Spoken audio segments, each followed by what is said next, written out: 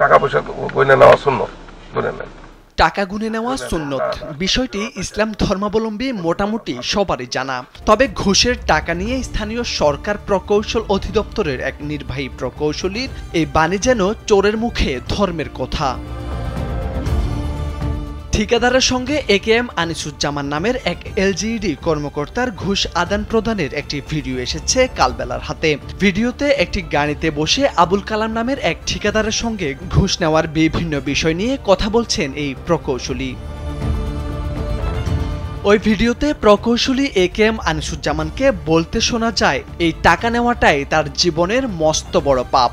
সেই পাপের শাস্তি পেয়েছেন তিনি। টাকাটাও ভালো করে গুনে নিতে বলেন তিনি। টাকা পয়সা গুনে নেওয়া সুন্নত বলে শুনিয়ে দেন ধর্মের বাণী।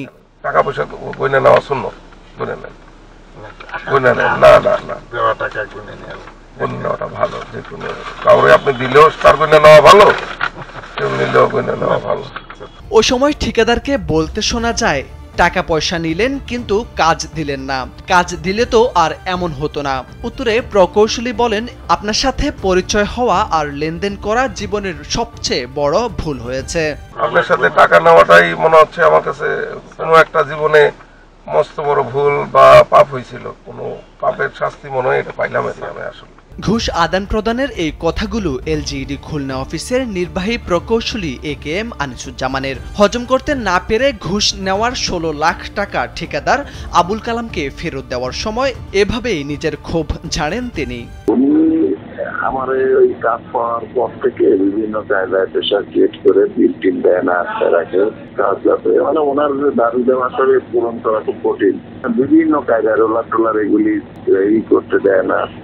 মানে যত প্রকার একটা ডিপার্টমেন্ট মানে চাইলে যা পারে তাই করছে। ওইখানকার ঠিকাদার ওনার পছন্দ ঠিকাদারদের ওই কাজ পাওয়ায় দেবে বিদায় মানে ওইখানে কাজ বাতিল করবে, সেজন্য বিভিন্ন কায়দায় আমার পেশায় ক্রিয়েট করতে বাধ্য হয়ে মামলা করি। মামলা করার পরে এই টাকা দেখবে। এলজিইডির নির্বাহী প্রকৌশলী আনিসুজ্জামানের সঙ্গে এই লেনদেন হয় তিনি যশোরে থাকাকালীন। সে সময় 28 কোটি টাকা কাজের 3% ঘুষ চান তিনি। ওই হিসেব অনুযায়ী টাকা নেওয়ার জন্য ঠিকাদারি প্রতিষ্ঠানকে নানাভাবে হয়রানি শুরু করেন তিনি। উপায় না পেয়ে আদালতে মামলা করে প্রতিষ্ঠানটি। এরই মাঝেই আনিসুজ্জামানের বদলি হয় খুলনা জেলার নির্বাহী প্রকৌশলী হিসেবে। এরপর টাকা ফেরত দিতে ডেকে নেন তিনি। ইনস্ট্যান্ট আমার কিছু রাস্তায় কিছু মেরামত কাজ করা লাগে, অফিসিয়ালি করা যায় নাই। তখন কয়েকজনের কাছ থেকে টাকা নিয়েছিলাম, এর মধ্যে ওর কাছ থেকে নিয়েছিলাম 2 লাখ টাকা আগে। তো পরবর্তীতে আমি খুলনায় বদলে চলে আসার পরে তাকে কয়েকবার বলার পরে সে কাজ নেয় নাই। সে বারবার বলতেছিল আমাকে বড় ধরনের একটা কাজ দেন, কাজ দেন। টেন্ডারের কারণে আসলে কাজ কাউকে আমরা চয়েস করে দিতে পারি না, সিস্টেমে পাওয়ার সেই পায়। জানা গেছে, দুর্নীতিতে জড়ানোর একাধিক অভিযোগে আনিসুজ্জামানের বিরুদ্ধে তদন্ত শুরু করেছে দুদক। তাই বদলি হওয়ায় মামলা তুলে নেওয়ার হুমকির বদলে সুর বদলে এবার সেই ঠিকাদারি প্রতিষ্ঠানের কাছ থেকে নেওয়া ঘুষের টাকাও ফেরত দিতে উঠে পড়ে লাগেন আনিসুজ্জামান।